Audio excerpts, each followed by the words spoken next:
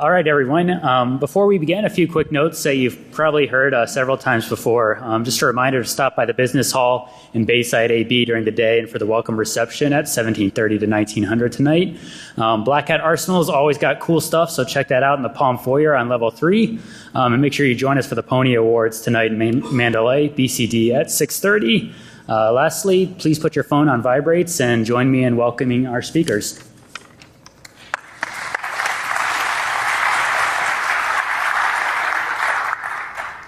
All right, so we're going to talk about Amazon today.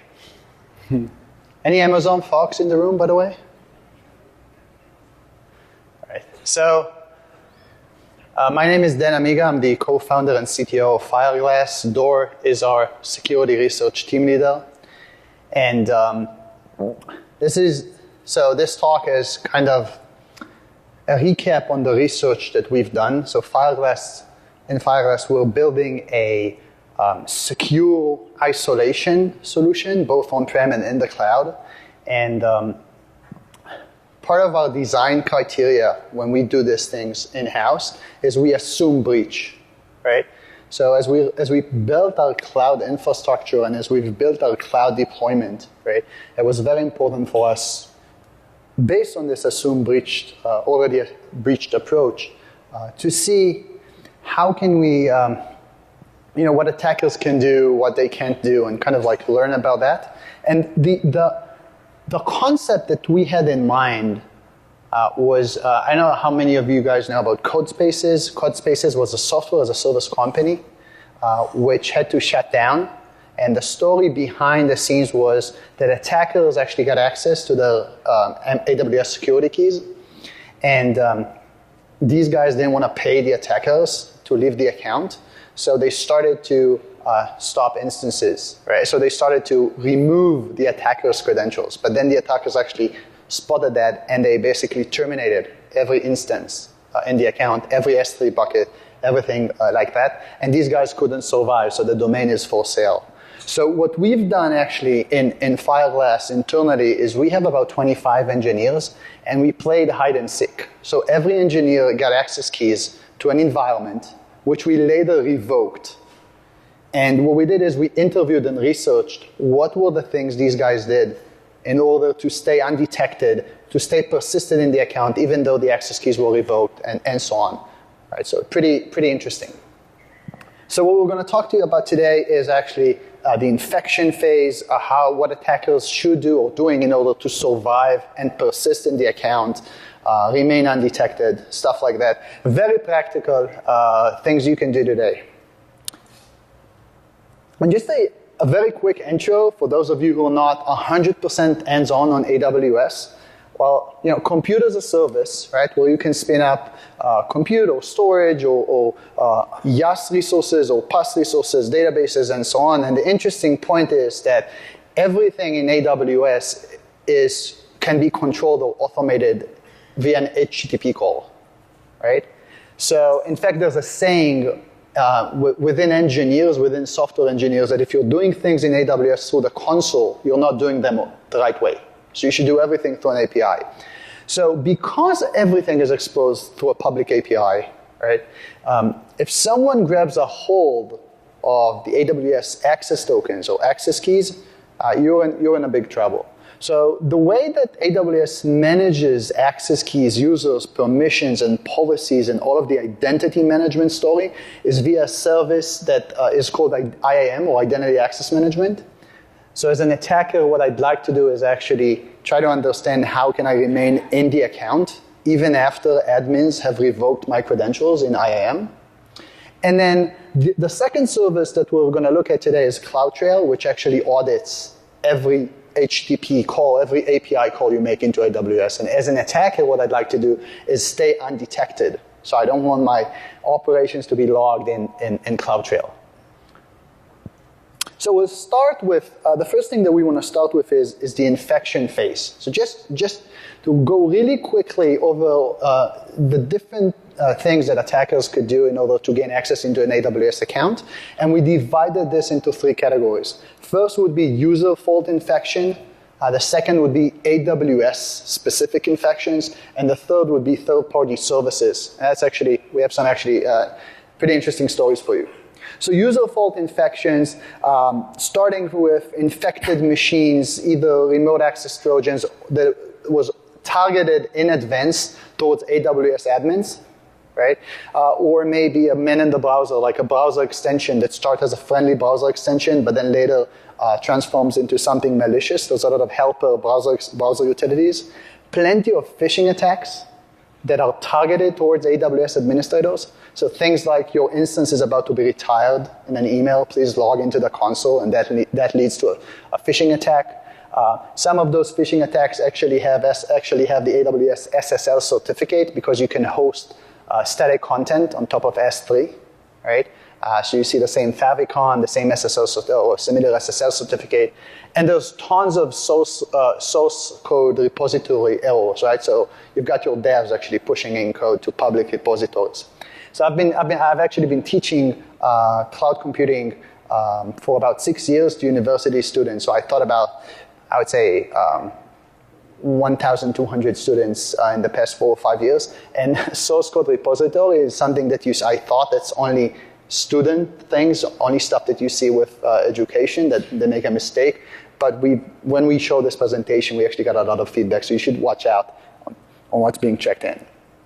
A second category of infection is infection through AWS. There has been some talks in Black Hat in the past about things like cloud metadata, right? Cloud RFC. So basically, if you have an application that the attacker could actually convince to make HTTP requests on its behalf, it will actually be able to access the cloud metadata service that's only accessible from your EC2 instance or from your AWS resources. And it's an easy way to get the access keys back. Right? The online presentation tool Prenzy just went through a similar attack. Another topic that's worth mentioning is poisoned AMIs. So as an attacker, I can go ahead and provision an AMI and spin it up as a public AMI and then use some sort of phishing techniques to actually convince admins to spin up an AMI in their environment.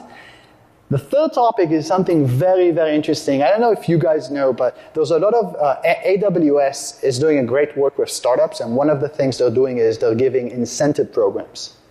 So, for instance, we got like $150K US, right, of credits just to start working on AWS. And the interesting thing with this is that now you have tons of startups or tons of small organizations that by the nature of startups, they either pivot, right, or they close shop. And then what they do is you've got IT admins with $100,000 of credits in AWS, right? So what these guys are doing, it's kind of like a black market, is they're selling it, right? So you can buy an AWS account with $100,000, right, for 20 grand, right? Now the problem is, you just saved a lot of money, but the problem is that there's no reset button in AWS. So if you just purchased an account, right, or from some reason, if you just got access to someone else's account in a very valid way, just transform of ownership, there's no way to actually go ahead and iterate through all of the data centers, all of the different regions, all of the different APIs, and try to remove stuff, right? So you might leave stuff like spot instances that will be later invoked, or SNS notifications in Tokyo, which is a region you forgot to iterate on, right? So account jumping is pretty cool. And the third thing in terms of infection is infection through third-party services.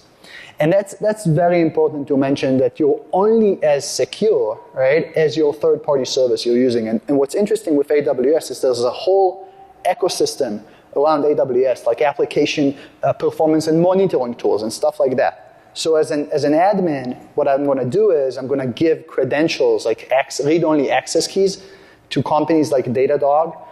We're a big fan of Datadog. We're using Datadog. And what happens is if somebody hacks into Datadog, then your keys just leaked out, right? But this is just read-only keys, right? What I want to show you is I want to talk about something else that we've seen, which is we've followed all of the best practices in terms of how to spin up compute in AWS, but we still got our production keys leaked, right? Obviously part of the research. So what happened is in AWS, if you want to spin up a Docker container, and you want that Docker container to be stateless, right? Which makes sense. What you do is you create a test definition, and in that AWS test definition, you actually provide the access keys. And you provide those through environment variables. All of this is best practice. What's going to happen is once you spin up a Docker with that test definition, that will be picked up by Lateral, right? And Lateral will actually log that out and send it to companies like Datadog. And there you go. My environment variables that contained my production access keys are now in Datadog. Now, just to give you a sense of how real this thing is, just a few weeks ago, Datadog just emailed most of their customers, including us, and they go like, you guys have to rotate your keys because we've been hacked. So you're only as secure as the third-party services you're using. So I guess the bottom line is, you should, when you design and work with AWS, you should plan the day after you get breached, right? There's plenty of infection possibilities. The next topic I'd like to talk about is survival from an attacker's perspective. So I just got myself a pair of access tokens, right? I can go ahead and do API calls inside AWS. The question is, what happens, again, I'm an attacker now, what happens if IT just spotted me and they're going to remove my access keys? So what we're going to see is, we're going to see something very interesting that we discovered as part of our research, which is, we're going to show you how we still remain in control in the account, and we're able to do AWS calls even after those access keys are deleted, right? And what we're going to do is we're going to use a service in AWS called STS, or Security Token Service. This manages a lot of the federation, a lot of the temporary session tokens. And what you can do with STS is you can generate a temporary session token. And that actually remains valid after the original token gets deleted. And so let me jump really to a quick little demo. So what I'm going to do is I'm going to work with let me spin up a terminal and go ahead and show you that we're working with a set of credentials in AWS, and we can actually make calls, right? So we can go ahead and do STS get caller identity. That will actually invoke a method over AWS and show us what is the identity. And we're working under David, right? And in a few minutes, right, the organization will actually delete. So I'm going to be this guy. I'm going to delete this guy's credentials. So as an attacker, what I can do is, right, I can actually go ahead and get a session token, right? And I can actually say that this thing would be valid for about 36 hours. So that's my session token. I'm going to jump really quickly to the terminal so you guys can copy it and use it in my account. And what I'm going to do is I'm going to go to do the identity and access management service, and I'm going to go into David, and I'm going to actually delete this guy's credentials. So I'm going to delete the specific access key that I'm using. So now if I go back and I make the same call again, right, I got an error, right, because I'm using the old token. But what I can do is I can actually go ahead and configure my environment, right, to actually use the temporary session token that I got. So I'm going to get the access key here. And I'm going to get the secret access key.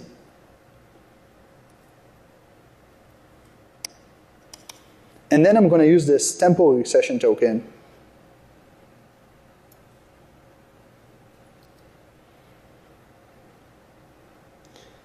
And I'm going to paste it in here. So it's not something that's actually supported as part of the utility itself. Right? Are you following? Am I good? So now what I'm going to do is I'm going to get the caller identity again.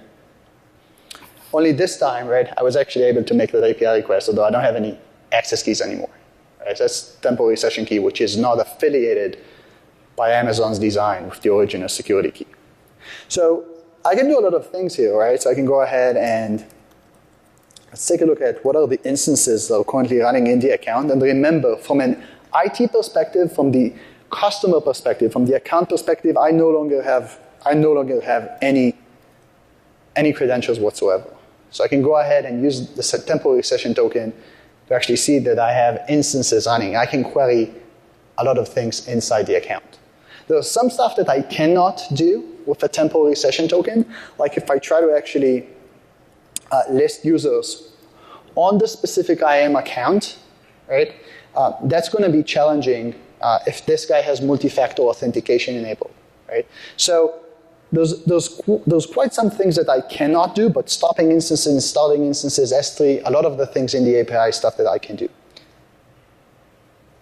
And then what I could have done also is when I had the original access keys, what I could have done is I could actually create an EC2 instance that assumes a high privileged role that's associated with an instance profile that has permissions, production permissions.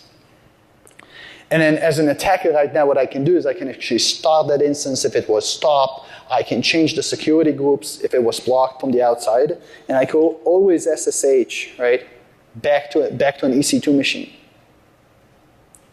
And then now what I can do is I can do STS get caller identity again. And this time, this guy I'm now running with production role. So I can go ahead and even do stuff like list users, right? And I can go ahead and create administrative permissions and do a lot of things, right? So it's not just about surviving, right? It's also about elevation of privileges and things I can do. So if I do these things really quickly, right, there's a good chance that I can do that before the organization actually understands that that his credentials were stolen. Right. So with that, what I'm going to do is I'm going to pass the mic over to Dor, and Dor is going to show you everything from now on based on this temporary session token. So we shouldn't have any permissions, right, so far, right? Hi. So now that we know that we can survive key rotational deletion, the next attacker's objective will be to remain undetected, to stay under CloudTrail's radar. So we divided this part of the session into 3 categories. The first is how we can do it by altering CloudTrail directly. The second is how we can do it by altering the S3 bucket where CloudTrail saves its log files.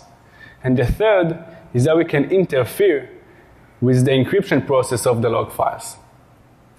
So the obvious way to do it will be simply delete CloudTrail. Or instead of deleting CloudTrail, stop the logging, do whatever you want in the account, and then resume the logging. So when you stop CloudTrail, it stops the logging immediately. It does not give time to the administrator to review the suspicious activity. So even though the administrator might be actively monitoring these 2 API calls, you still don't know what happened in the account. You need to go to every region and do every service within those regions and understand what happened. This is a frustrating job. A more elegant way to do it would be to disable the multi-region option. So only the region where CloudTrail has been configured originally will continue to collect trails, will continue to collect API calls. This is more likely the administrator this is not monitoring, and it might be a good option for an attacker. We can move our efforts to the S3 bucket where CloudTrail saves its log files. So every 5 minutes, CloudTrail saves a log file to S3 bucket with all the API call. We can set up a S3 lifecycle policy so that instead of moving them to Glacier, like to a cheaper storage, we can just delete the files. So the administrator remains with 24 hours of logging. That's it. Although 24 hours is not much, we can come up with a better solution to this problem. We can create an AWS Lambda. For those of you who are not familiar with AWS Lambda, it's a serverless compute that triggers on action in AWS environment. So I can trigger AWS Lambda to give my own code that will be executed when someone adds a file to a bucket. So when Lateral adds a file to a bucket, my AWS Lambda will be triggered and delete the file immediately. So even if someone consumes the bucket, S3 invokes the Lambda directly, and it wins almost every race. And you might say that administrator or intrusion detection system is the monthly bill. And you're using Lambda, it might cost money. But the free tier is 1 million requests per month. So even if you use it for a whole month, every 5 minutes to hide your trails, it's remotely from the monthly bill. It's a 10%, even less. So the third way that we come up with, and there are a bunch more ways, you can read about it in our white paper, is to interfere with what Amazon called server-side encryption. They want to protect the file at rest. So when you save a file to an S3 bucket, it encrypts the file just before you save it on the disk, and when you ask for the file, it decrypts it and gives it back to you. You can create your own custom key using key management service of Amazon. And what makes it so powerful is that you can create a policy to this key. And I'm going to show you a demo how we can escape Lateral using this technique.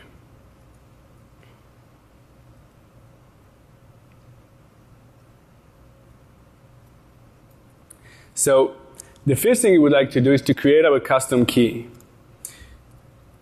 And we will say that the policy of this key is just a policy that no one can encrypt or decrypt the file besides Lateral. So Lateral works completely the same, does not feel any change, because it can encrypt the file or decrypt the file, but the administrator, they have nothing to do with this file. And we don't want them to change the policy. So what we need to do is not to give them the permission to change it, and to say that we know that no one can change the policy. We know that this key becomes unmanageable. But we don't care, we are attackers. So we just say that we know, we agree to the terms. Yeah.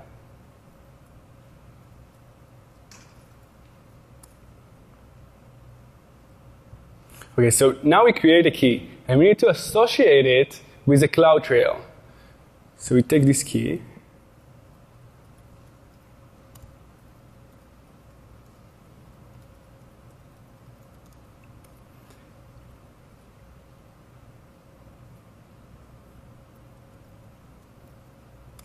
and from now on, this black hat Lateral will encrypt the log files using this KMS key. And the administrator have nothing to do with these log files because he does not have permissions to use this key. He can't decrypt the files. Something else that we can do to build more stealth is to disable the key. We can disable the key and delete the key.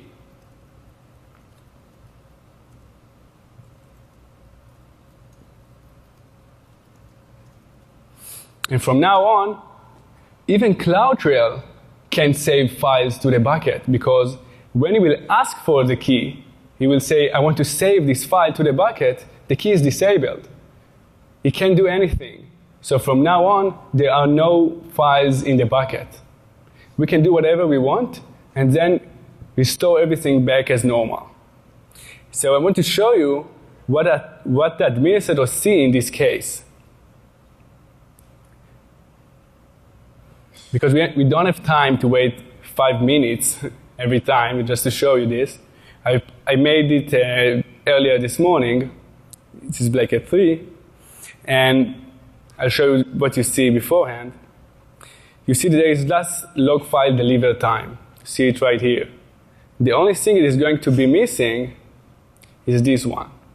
That's the only indication the administrator have in the console that something went wrong.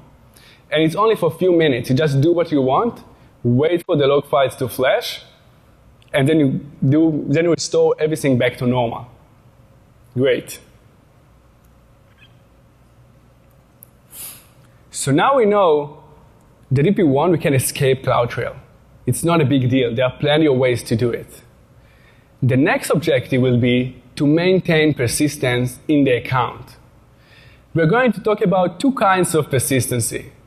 One is persistency to AWS account, persistent access to the management, to do API calls, to create keys, to do whatever we want. And the second kind of persistency is persistent access to virtual private cloud that the administrator assume that are safe. So what every attacker will do, the first thing that they will try to create new users.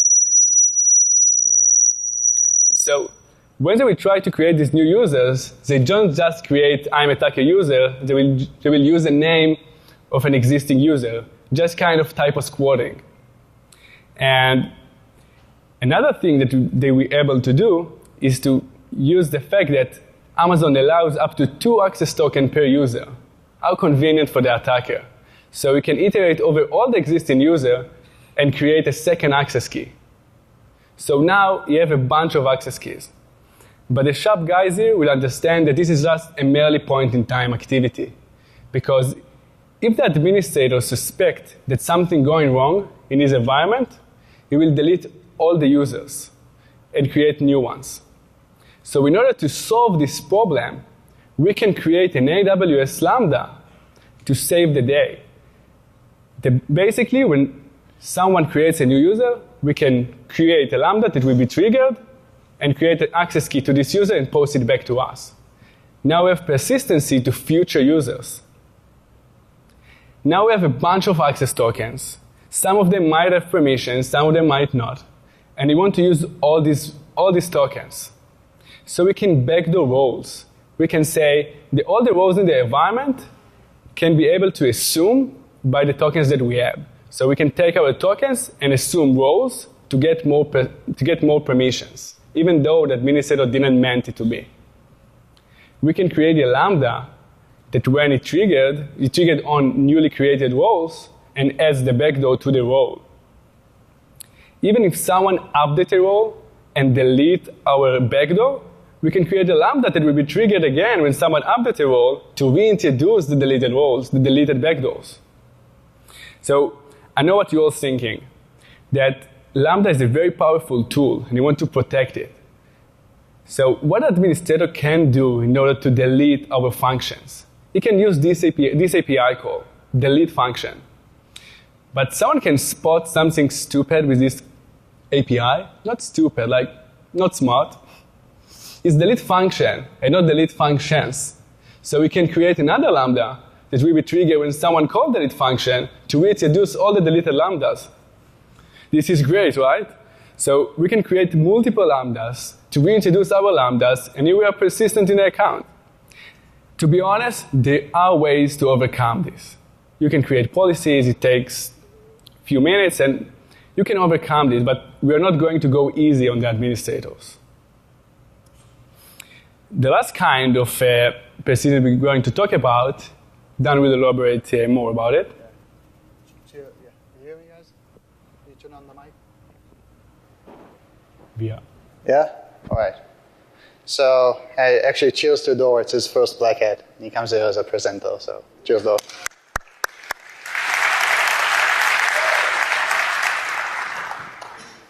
So, last persistency method is actually something very, very interesting. We've been working a lot with large enterprise customers, and what you see in large enterprise customers is that they actually use AWS to extend their existing on-prem data center.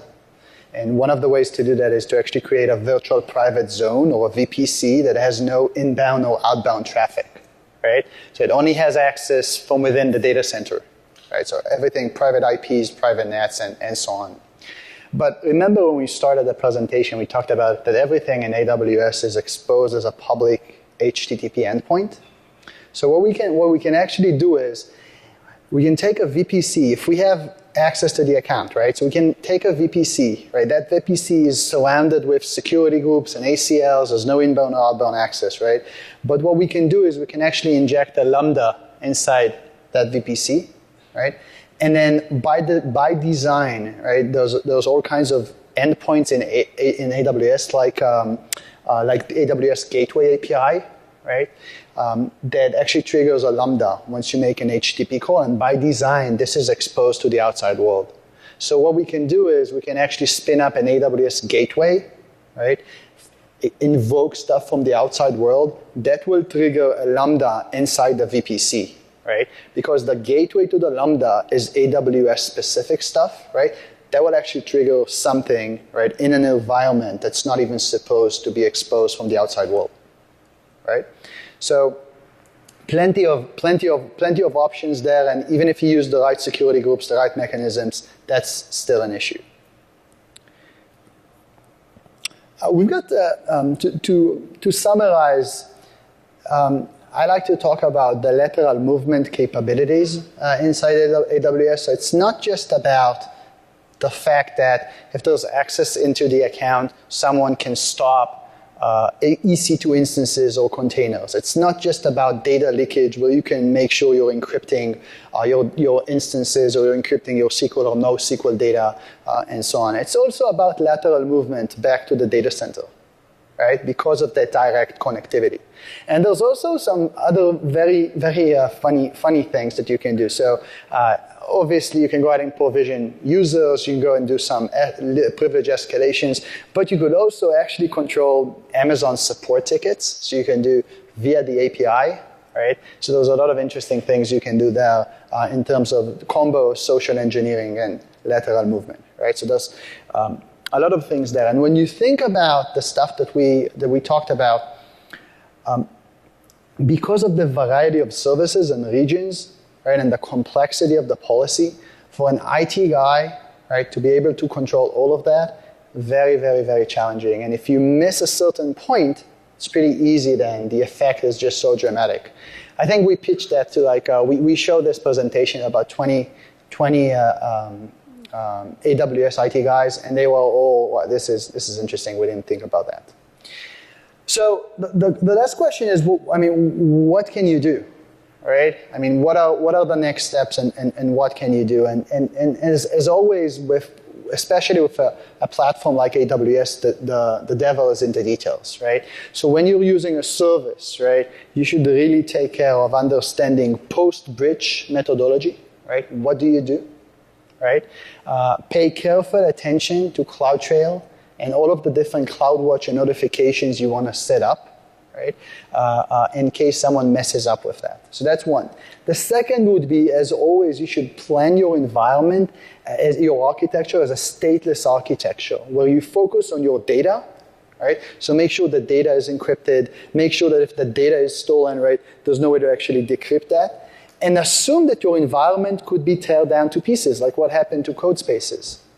So what you want to do next is you want to make sure that everything in your environment is automated via code or recipes, right? So in case an account has been breached, you'd even have the capability to create a new account, associate a new credit card with this guy, shut down the old account, change the DNS, and use the code and the recipes to just provision the environment from scratch, right? So you have the confidence that on a breach incident, right, you can still go ahead and keep on production. And then I would say the last point is to leverage strong account separation. So that's something that we've seen a lot of best practices around. So don't put everything in the same account. But we see a lot of companies doing account separations between dev, staging, and production and stuff like that. And then just, or maybe production 1 and production 2 for A/B testing and stuff like that. And they do some sort of Route 53 DNS games, right? So they weighted average to weighted formulas. But we're talking about a much stronger level of separation. So you should even consider separating based on services, not microservices, but higher level services might be separated. So if your account was breached, right, you just narrowed it down to a very specific subset. The last point would be that even if you do strong account separation, right, there's also the capability in IAM to actually assume roles from another account, and we're planning to talk about that next year in Black Hat, right? So, and depending on the score eval that you guys give us. So with that in mind, again, we'd like to thank everyone for for coming. We're hoping it was valuable for you guys. And if you have any questions, we'll be staying here and taking any questions.